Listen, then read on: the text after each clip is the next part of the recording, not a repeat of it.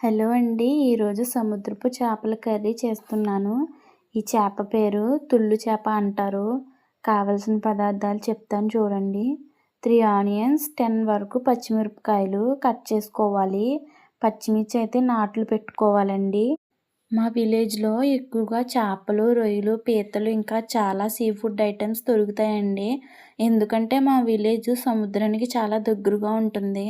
అందుకనే బాగా దొరుకుతాయి. మేము ఫ్రీగా కూడా తెచ్చుకుంటాము. మా ఊర్లోనైతే కాలువ ఉంటుందండి. చాలా పెద్ద కాలువ. ఇందులో చాలామంది ఎక్కువగా చేపలు పడుతూ ఉంటారు. అందుకే మేము అన్ని రకాల నాన్ వెజ్ కర్రీస్ తింటామన్నమాట. నేను మీకు ఇలా ఇంత స్టోరీ చెప్తున్నా అనుకోకండి. నేను మా విలేజ్ ఇలా ఉంటుందని చెప్తున్నా అంతే. ఏదైనా షేర్ చేసుకోవాలనిపిస్తదనమాట నాకు. సరే అండి, ఇప్పుడు కర్రీ స్టార్ట్ చేసేద్దామా? స్టవ్ వెలిగించి పెనం పెట్టాలి. పెనం బాగా హీట్ ఎక్కిన తర్వాత సరిపడినంత ఆయిల్ వేసుకోండి. నేనైతే సన్‌ఫ్లవర్ ఆయిల్ వాడుతున్నాను. మీరు వేరుశనగ ఆయిల్ అన్నా వేసుకోవచ్చు. వేరుశనగ ఆయిల్ అయితే ఇంకా టేస్టీగా ఉంటుంది కర్రీ అనమాట. ఫిష్ కర్రీ అయితే నాకు చాలా బాగా ఇష్టమండి. మీకు ఇష్టమైతే కామెంట్ చేయండి. ఇప్పుడు ఆనియన్స్ ఇంకా పచ్చిమిరపకాయలు వేసుకోవాలి. మనం ఉన్నంతకాలం మనకు నచ్చిన ఫుడ్ తినాలండి. ఎప్పుడేం జరుగుతుందో తెలీదు కదా! అందుకని నేనైతే ఫుడ్ విషయంలో అసలు కాంప్రమైజ్ అవ్వను. ఆనియన్స్ ఇంకా పచ్చిమిరపకాయలు బాగా ఫ్రై చేయాలండి. గరిటెతో తిప్పాలి. ఒక 2 మినిట్స్ వరకు సిమ్‌లో పెట్టి మగ్గనివ్వండి. రోట్లో అల్లం ఇంకా జీలకర్ర, వెల్లుల్లి వేసి బాగా దంచుకోవాలి. ఇప్పుడు ఆనియన్స్ మగ్గుతున్నాయి కదా! దాన్ని ఒకసారి తిప్పాలి. మాకైతే ఒక్క ఫ్రైడే తప్ప మిగతా అన్ని రోజులు నాన్ వెజ్ కర్రీ అయితే మాత్రం పక్కాగా ఉండాలి. అంత అలవాటైపోయింది మాకు నాన్ వెజ్ కర్రీ. ఇప్పుడు అల్లం వెల్లుల్లి పేస్ట్ మనం ఆనియన్స్‌లో వేసుకోవాలి. వేసుకుని బాగా గరిటెతో తిప్పుకోవాలి. పచ్చివాసన పోయే వరకు ఫ్రై చేసుకోవాలండి. ఈ ఆనియన్స్‌ని 2 మినిట్స్ వరకు మగ్గనివ్వండి. ఇప్పుడు చేపల ముక్కలు ఉన్నాయి కదా! ఇందుని బాగా కడుక్కొని ప్లేట్‌లో పెట్టుకోండి. చేపల కర్రీలో బాగా కారం అనేది ఉండాలండి. లేకపోతే ఆ కూర స్పైసీగా ఉండదు. అందుకని నేనైతే 4, 5 స్పూన్లు వేసేస్తున్నాను కారం. మీరు ఎంత కావాలో అంత వేసుకోండి స్పైసీకి మీకు నచ్చినంత. ఇప్పుడు తగినంత సాల్ట్ కానీ లేదా కల్లుప్పున్నా వేసుకోవచ్చు. ఈ 2 వేసుకొని పక్కన పెట్టుకోండి ప్లేట్‌ని. ఇప్పుడు మన ఆనియన్స్ మగ్గుతున్నాయి కదా!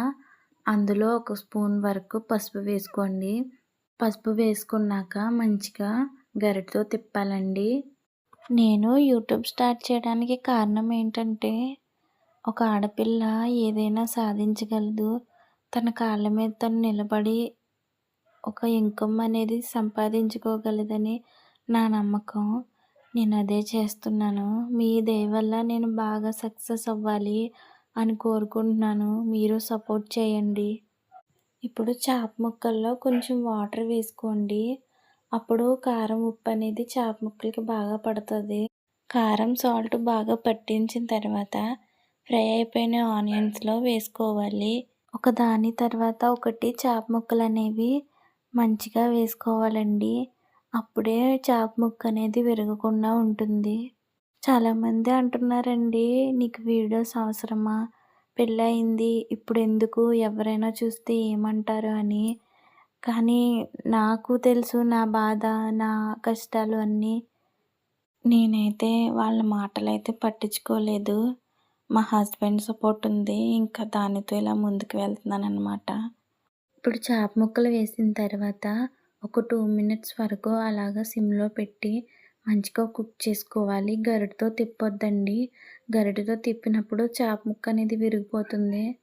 చేపల కర్రీలో బెండకాయలు కానీ, వంకాయలు కానీ వేసుకుంటే కర్రీ టేస్టీగా ఉంటుందండి.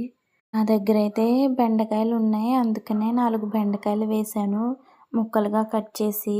నెక్స్ట్ వాటర్ వేసుకోవాలండి. ఎక్కువ వేసుకోవద్దు. ఒక గ్లాస్ వాటర్ వేసుకుంటే సరిపోతుంది.